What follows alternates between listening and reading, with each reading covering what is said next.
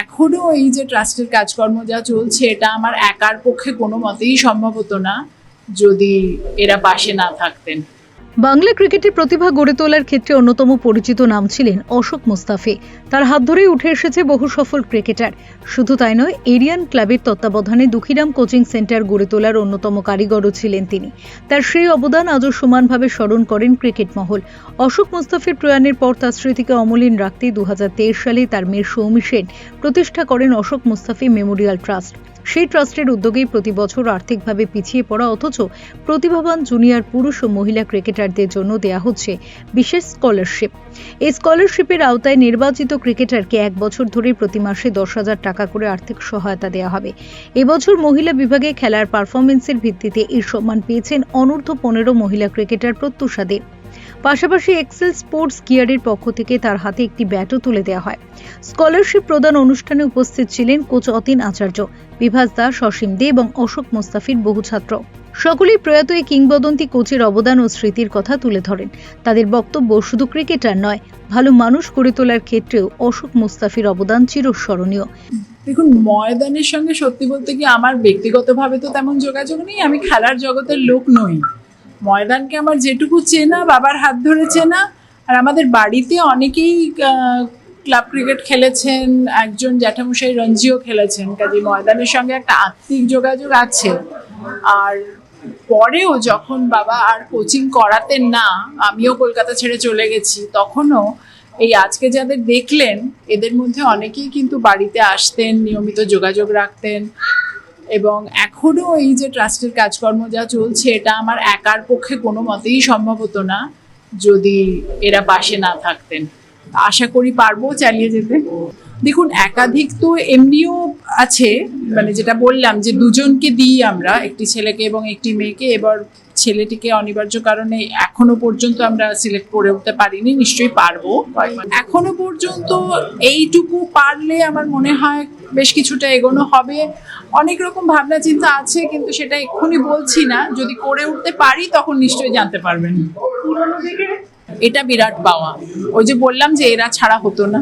আমার এইটা অনেক ভালো লেগেছে, কারণ কি এখানে মানে আপনারা যারা এটা করেছে তারা ক্রিকেটার্সদের হেল্প করার চেষ্টা করেছে, বা এটার পিছনের স্টোরিটা শুনেও খুব ভালো লেগেছে। আর আমি খুব খুশি এটা পেয়ে, আর খুব ভালো লাগছে এখন। আসলে আমার জীবনটাই শুরু হয়েছিল অশোক স্যারের হাত দিয়ে, ক্রিকেট খেলাটাই। তা প্লাস আমি আমার কোচিংয়ের সময় তো অশোক স্যার যেভাবে আমাকে হেল্প করেছে, তো স্যারের জন্য আমরা মানে আমি বিশেষ করে আমার জীবনে স্যারের মানে পুরো জায়গাটাই স্যারকে দিয়ে, বা স্যারের উপর স্যারের থেকে যা শিখেছি, কিভাবে কোচিং করাতে হয়, কিভাবে মানুষের সঙ্গে মিশতে হয়, কিভাবে কথা বলতে হয়, মানে কি বলবো, এটা মানে শেষ নেই।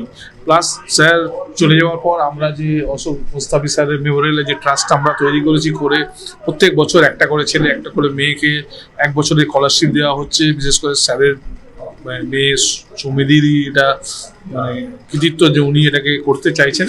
সঙ্গে আমরা যারা ওনার ছাত্ররা আছে তারা চেষ্টা করছি এটাকে নিয়ে আগে স্যারের লেগাসিটা আরও এগিয়ে নিয়ে যাওয়ার। তো এটাকে আমরা চাই সবাই যারা স্যারের ছাত্র আছে সবাই যেন এটা সাপোর্ট করে, আরও যেন সবাই এগিয়ে আসে। তো সবাইকে অসংখ্য ধন্যবাদ।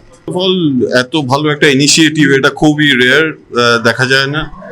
সৌমিদি মানে স্যারের মেয়ে প্রবলদা এবং যত ছাত্ররা আছেন, এটা একটা খুব বিরাট একটা ইনিশিয়েটিভ। আর স্যারের সাথে মানে আমার যখন বয়স 9-10 বছর বয়স ছিল, আমি ফার্স্ট স্যারের সাথে আমার দেখা হয়। আমি খুব শাই ছেলে ছিলাম। স্যার এমনভাবে আমাকে তার ক্যাম্পে নিয়ে এসছে, এবং তারপরে আমি যেটুকুই খেলেছি সেটাতে স্যারের বিরাট অবদান। এবং ওই রকম মানুষ I don't think so I have seen in my life so far many. আর রয়ে গেছে স্যার আমার মধ্যে, which is a very huge thing for me. আমি আমার বক্তব্যের সময় বলেছি যে আজকে এটা ওনাদের 3য় বর্ষে পদার্পণ করেছে, একটা মহৎ উদ্দেশ্য। মানে আমি জানি না, আমরা অনেক দিন ধরেই কলকাতা ময়দানের সঙ্গে যুক্ত, সিন্স 69 খেলেছি, তারপরে কোচিং করেছি, এবং কোচিংটা এই অশোকদার সুনেদার হাত ধরেই দুঃখিরামেই আমার শুরু।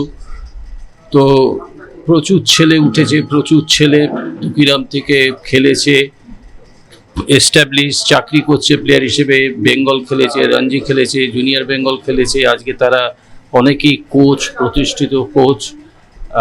ভালো তো নিশ্চয়ই লাগে, এখন এই বয়সে এসে দাঁড়িয়ে ছাত্ররা আজকে প্রতিষ্ঠিত, তারা ভালো করছে, ভালো করলে ভালো তো লাগে সন্তানের মতো তারা।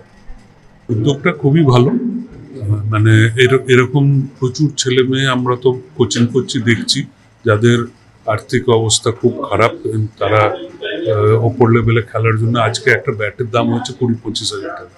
তো সেক্ষেত্রে আমরা একটা মিনিমাম সাপোর্ট দিতে পারছি, এটাই আমাদের আনন্দ। আর এই বাচ্চারা যদি ভবিষ্যতে আরো ভালো জায়গায় যায় তাহলে আমাদের খুব আনন্দ।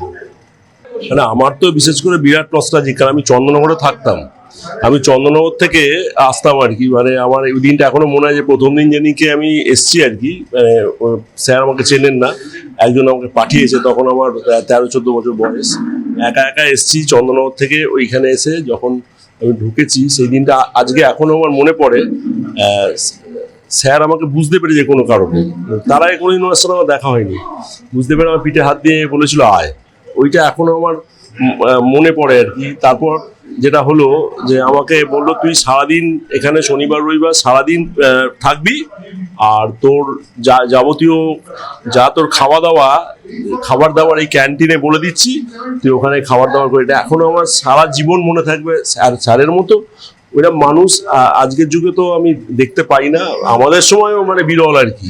তো মানে খুবই ভালো লাগছে এরকম একটা, মানে আবার মানে স্যারের এই যে স্মৃতির উদ্দেশ্যে এটা যে হচ্ছে, এটা আমাদের খুবই ভালো লাগছে যে আমি আর এখানে থাকতে পেরে আরো বেশি মানে আনন্দ অনুভব করছি। Bureau report, channel 10।